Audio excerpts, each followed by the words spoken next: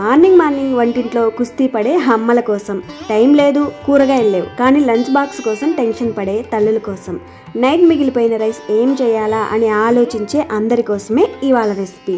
ఎటువంటి కూరగాయలు అవసరం లేదు, ఆఖరికి ఉల్లిపాయ కూడా అవసరం లేదు. చాలా బాగుంటుంది, మీకు కూడా నచ్చుతుంది, ఇంకా హెల్దీ కూడా.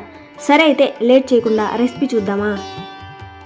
దానికోసం ముందుగా స్టవ్ ఆన్ చేసి కడాయి హీట్ అయిన తర్వాత 1 స్పూన్ దాకా ఉద్దిపప్పు వేసుకోవాలి. ఒక 2 స్పూన్స్ దాకా శనగపప్పుతో పాటు ఎండుమిర్చి 2 వేసుకోవాలి. ఒకవేళ పోపులో పచ్చిమిర్చి వేసుకోవాలి అనుకుంటే ఇక్కడ ఎండుమిర్చి అనేది కొంచెం తగ్గించి వేసుకోవచ్చు. ఆ తర్వాత వీటిని లో ఫ్లేమ్లోనే సగం వేగేదాకా వేయించుకోవాలి. ఒక 2-3 నిమిషాలు లో ఫ్లేమ్లో వేయించగా ఇవి వేగి లైట్గా స్మెల్ అయితే వస్తుంది. ఆ తర్వాత ఇందులోకి ఒక 2 స్పూన్స్ దాకా తెల్ల నువ్వులు వేసుకోవాలి. ఫైనల్గా ఒక 1/2 టీ స్పూన్ దాకా జీలకర్ర కూడా వేశాక ఈ జీలకర్ర అనేది వేగి మంచి స్మెల్ వచ్చి ఈ నువ్వులు లైట్గా రంగు మారేంత వరకు లో ఫ్లేమ్లోనే వేయించుకోవాలి. ఇక్కడ వేయించుకుంటున్న మసాలా మొత్తం ఒక లంచ్ బాక్స్ రైస్కి సరిపడా పర్ఫెక్ట్గా సరిపోతుంది. రైస్ ఎంత తీసుకున్నామో దాన్ని బట్టి ఇక్కడ వేసినవన్నీ ఎక్కువ తక్కువలు వేసుకోవాల్సి ఉంటుంది. సరే, ఇక్కడ వేసిన ఈ పోపు దినుసులన్నీ లో ఫ్లేమ్లోనే బాగా వేగాయి అనుకున్న తర్వాత స్టవ్ ఆఫ్ చేసి ఇవి చల్లారిన తర్వాత ఒక మిక్సీ జార్లోకి వేసుకోవాలి. ఆ తర్వాత ఈ పోపు దినుసుల్ని మెత్తని పొడిలా గ్రైండ్ చేసుకోవాలి. చూడండి, ఈ విధంగా గ్రైండ్ చేసుకుంటే సరిపోతుంది. రైస్లో ఎంత కావాలో అంత వేసుకున్నాక ఇక్కడ ఈ పొడి అనేది మిగిలింది అనుకుంటే ఏం పర్వాలేదు, నెక్స్ట్ టైం రైస్ మళ్ళీ ట్రై చేసినప్పుడు వేసుకోవచ్చు. సరే, గ్రైండ్ చేసుకున్న ఈ పొడి పక్కన పెట్టేసి రైస్కి పోపు అయితే పెట్టుకుందాం. దానికోసం కడాయి హీట్ అయిన తర్వాత ఇక్కడ ఆయిల్ కొంచెం, నెయ్యి కొంచెం వేసుకోవచ్చు, లేదా మొత్తం ఆయిల్ అయినా వేసుకోవచ్చు. వేసిన ఆయిల్ అనేది హీట్ అయిన తర్వాత ఒక 1/2 టీ స్పూన్ దాకా ఆవాలు, 1/2 టీ స్పూన్ ఉద్దిపప్పుతో పాటు ఒక ఎండుమిర్చి వేసుకోవాలి. వేసిన ఆవాలు మొత్తం చూడండి ఈ విధంగా బాగా చిట్పట్లాడేంత వరకు ఖచ్చితంగా వేయించుకోవాలి. ఆ తర్వాత ఇందులోకి ఈ ఉల్లిపాయ అనేది పూర్తిగా ఆప్షనల్ మాత్రమే, ఉంటే వేసుకోవచ్చు, లేదంటే స్కిప్ చేసేయచ్చు.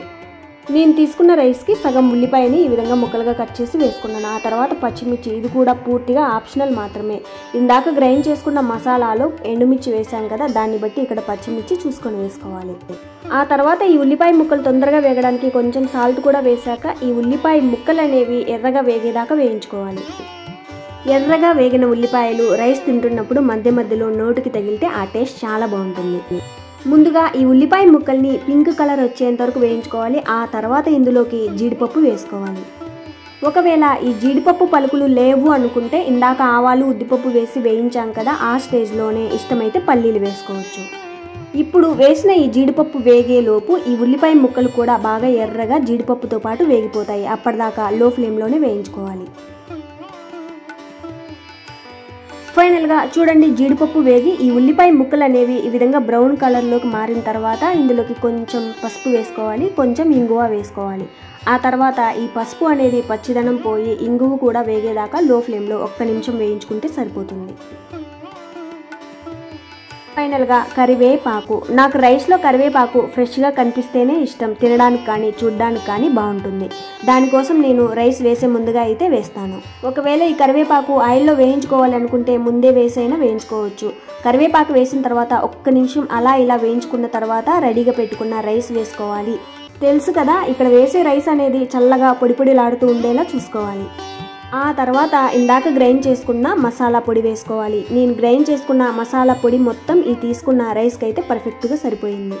వేసిన పొడి మొత్తం రైస్లో కలిసేలా ఎక్కువ కలపకుండా ఈ విధంగా లైట్గా కలిపిన తర్వాత ఈ స్టేజ్లో ఉప్పు, కారం ఏమైనా తక్కువ ఉంటే వేసుకోవచ్చు.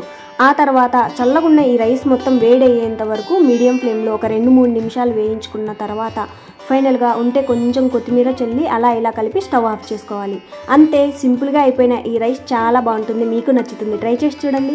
సరే అయితే మరో సింపుల్ రెసిపీతో మళ్ళీ కలుద్దాం. Thank you for watching.